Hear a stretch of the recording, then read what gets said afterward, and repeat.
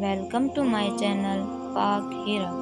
میرے تمام دیکھنے اور سننے والوں کو السلام علیکم۔ امید ہے کہ آپ سب خیریت سے ہوں گے۔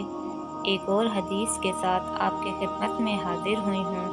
امید ہے آپ اس پر عمل کریں گے۔ تو شروع کرتے ہیں آج کی حدیث۔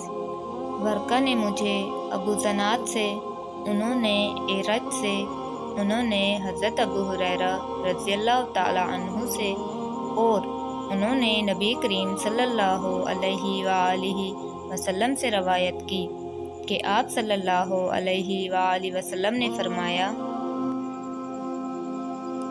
دوزخ اور جنت نے باہم اپنی اپنی برتری یعنی اہمیت کے دلائل دیے۔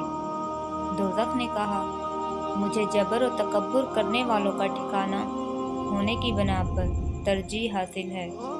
جنت نے کہا،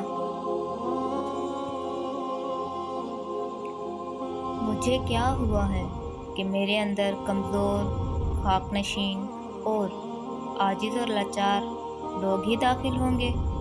اللہ عز و جل نے جنت سے فرمایا، تو میری رحمت ہے،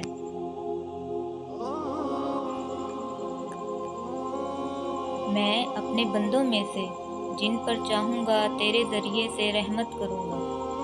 اور دوزخ سے کہا، تو میرا عذاب ہے،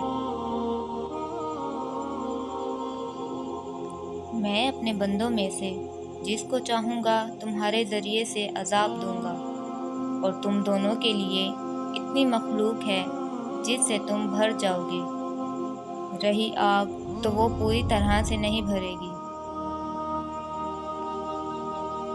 چنانچہ وہ اللہ اس کے اوپر اپنا قدم رکھے گا تو وہ کہے گی، بس بس، اس وقت وہ بھر جائے گی اور باہم سمٹ جائے گی۔ تو جی ناظرین، امید ہے آپ کو یہ ویڈیو اچھی لگی ہوگی۔ اللہ ہم سب کو اس پر عمل کرنے کی توفیق عطا فرمائے، آمین۔